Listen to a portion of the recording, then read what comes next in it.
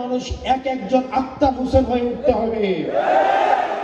আক্তার হোসেন একটা ইউনিয়নে গেলে উনি যেভাবে ভোট চায় ঠিক সেভাবে উনার অনুপস্থিতিতে আপনারা উনার জন্য কাজ করতে হবে। প্রিয় ভাইরা, আমাদের অর্থ নাই, আমরা চাঁদাবাজদের অর্থ নিয়ে নির্বাচন করতে আসি নাই, আমরা টেন্ডারবাজদের অর্থ নিয়ে নির্বাচন করতে আসি নাই, আমরা ঋণ খেলাপিদের জীবনকে জাহান্নাম বানাই দিতে আসছি। আমরা চাই জনতার উপর নির্ভর করে জনতার বৈধতা নিয়ে আক্তার হোসেন আগামীতে সংসদে যান। সেজন্য আমরা চাই আগামী 10 দিন আপনারা জনাব আক্তার হোসেনের জন্য কাজ করবেন, আর আগামী 5 বছর জনাব আক্তার হোসেন আপনাদের খাদেম হয়ে থাকবে। আর যিনি লুঙ্গি শাড়ি দিয়ে আপনাদের ভোট কিনতে চায়, ওনাকে শুধুমাত্র সিজনে লুঙ্গি শাড়ি দিতেই দেখা যাবে, আর ওনার কোনো ভরসা নাই।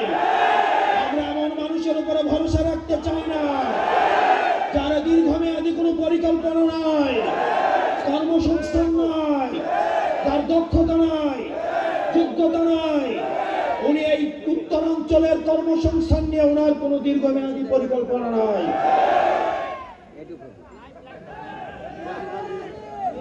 প্রিয় গাঁওয়াবাসী, আপনারা জানেন মাদকের সাথে যারা সম্পৃক্ত, মাদক দিয়ে যার জীবিকা চলে,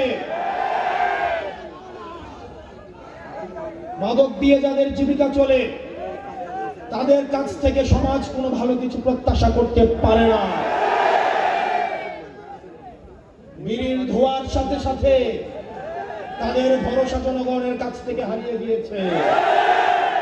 প্রিয় গাঁওয়াবাসী, আমরা আক্তার হোসেনকে আপনাদের হাতে তুলে দিতে চাই, তার দায়িত্ব আপনাদেরকে নিতে হবে।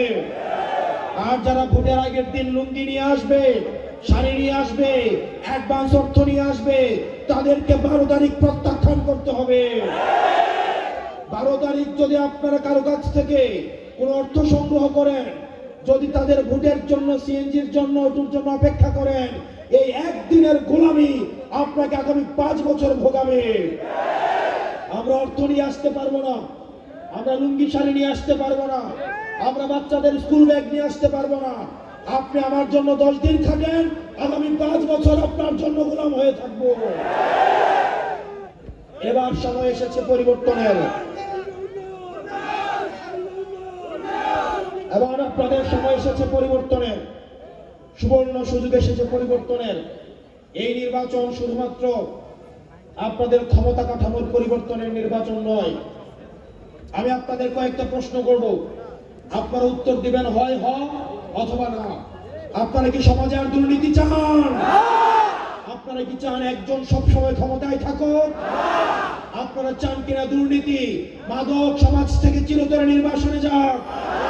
আপনারা চান কিনা একটা স্বাধীন এবং নিরপেক্ষ কমিশনের মধ্য দিয়ে নির্বাচনগুলো অনুষ্ঠিত হোক?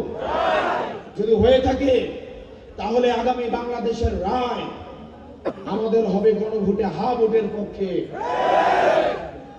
প্রিয় গাঁওয়াবাসী, আপনারা জানেন ইতিমধ্যেই বিএনপি ওপেনে হা ভোটের পক্ষে অবস্থান নিয়েছে, কিন্তু গোপনে তারা ন্যায়ের কার্যক্রম চালিয়ে যাচ্ছে। এই ওপেন গোপনের খেলা বন্ধ করে জনতার কাতারে নেমে এসে গণভোটে মুখে যেটা বলবেন, কাজে সেটা করে হাকে জিতে আগামী সংসদে আমরা ক্ষমতা কাটানোর ইতিবাচক পরিবর্তন করবো ইনশাআল্লাহ।